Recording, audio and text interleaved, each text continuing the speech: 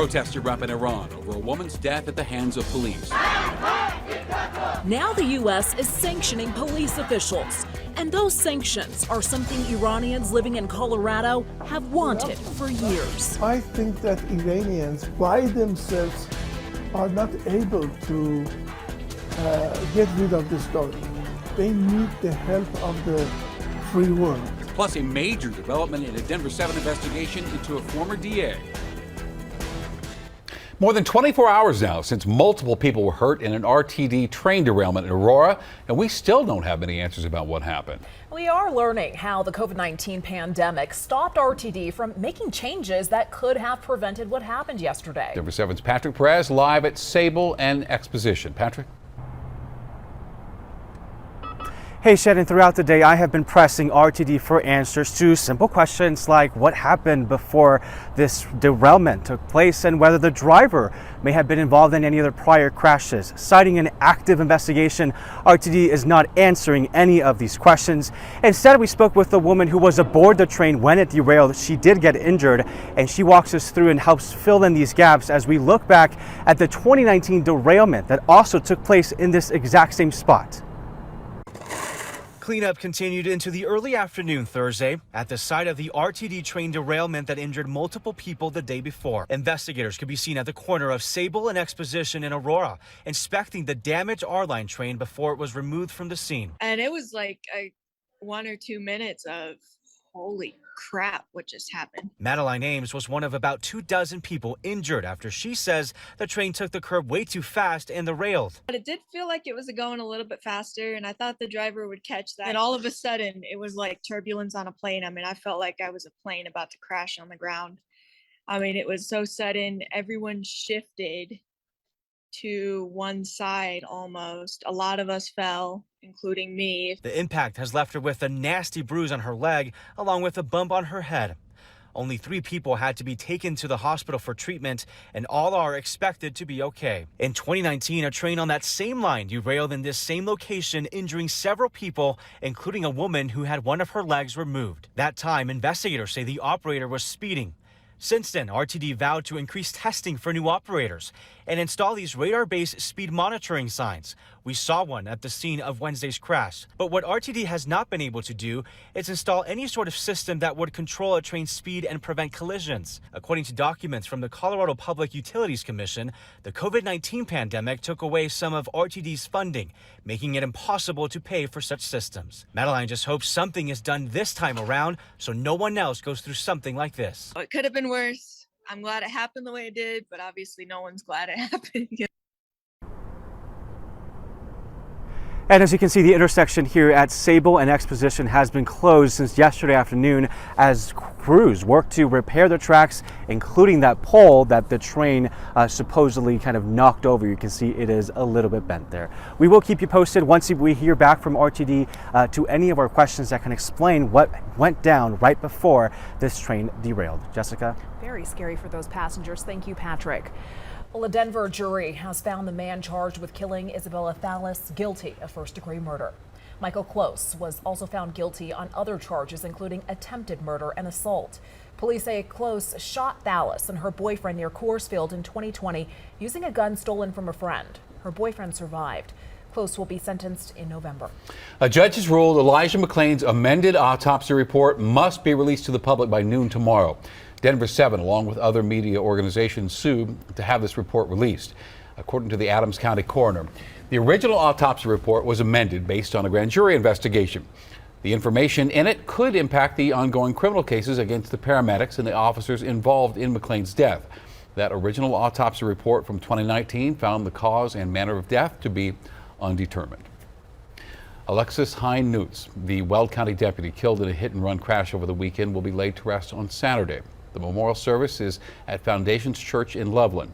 Now, it will be closed to the public, but the service will be live streamed. Hine-Newts was riding her motorcycle to work Sunday when police say she was hit by a minivan driven by Roberto Garcia Gonzalez. Tonight, he's in jail on a $500,000 bond. And people can donate to Hine-Newts' family through the Colorado Fallen Hero Foundation or the Weld County Sheriff's Office. New at 5, the former district attorney in the San Luis Valley can no longer practice law. Alonzo Payne has been disbarred. And it follows multiple Denver 7 investigations into the DA's questionable plea deals and violations of victims' rights. Denver 7 investigative reporter Jennifer Kovaleski has been all over the story. You got a copy of the order today, and he admits he wasn't ready for the job. He admits he wasn't ready to be DA. Payne also agreed he wasn't competent to prosecute complicated felony cases. And he only went to trial 5 times during his entire tenure as DA. Denver 7 Investigates spent months exposing serious allegations against the former San Luis Valley district attorney. Colorado's attorney general found his office violated victims' rights earlier this year. Alonzo Payne resigned in July while a recall election moved forward against him. The recent Supreme Court documents outline even more violations. It details how Payne failed to communicate with judges, defense attorneys, and victims, dismissed cases at the last minute, and in the cases he did try, failed to get convictions. His disbarment from practicing law goes into effect next month. We called Payne for comment, but he has not returned our calls. I'm Denver 7 investigative reporter Jennifer Kovaleski. Good work, Jen. Thank you. The U.S. is sanctioning Iran's morality police after a 22-year-old woman died in their custody last week. She was arrested for improperly wearing a hijab. Her death has sparked massive protests in Iran. The U.S. sanctions will freeze assets of police officials and senior leaders and make it illegal for American citizens to do business with them. The Biden administration is also calling on the Iranian government to end its violence against women and crack down on free expression and assembly.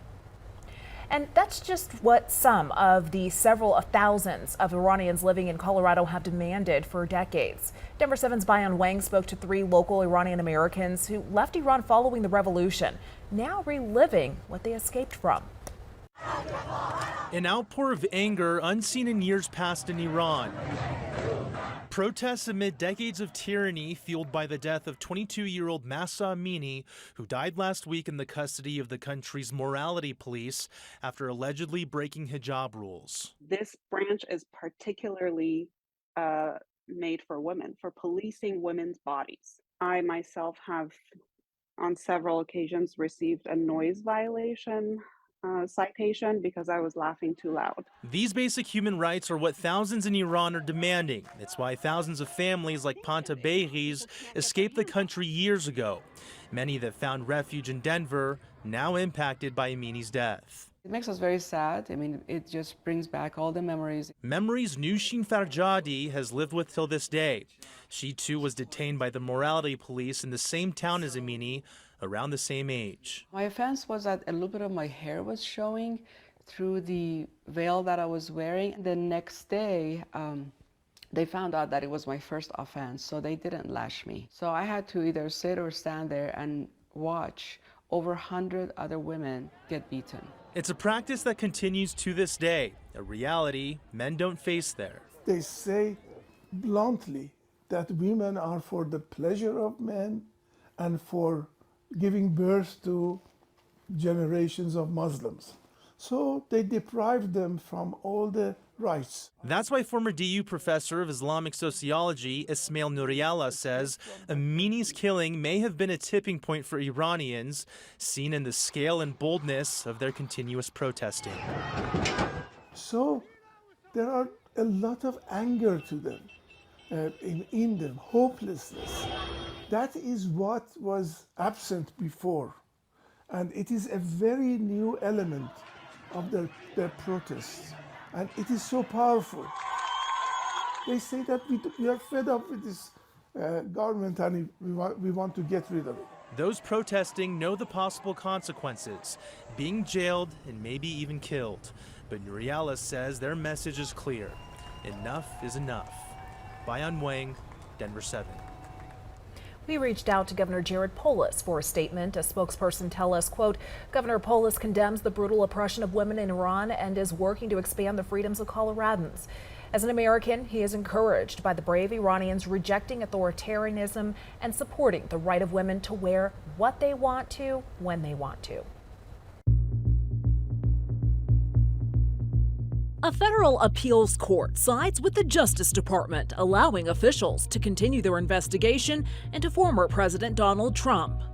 It was a chilly, wet afternoon, but we have a warm, beautiful 7-day forecast. an alarming trend showing fewer Latino men going to college. There's economic disparities there, but there's also cultural disparities to where language, a culture of a hometown or home school that feels very much like home. We're taking a deeper look at what's being done to reverse this trend and the programs helping students succeed. It helped me be college ready, and it helped me become more mature.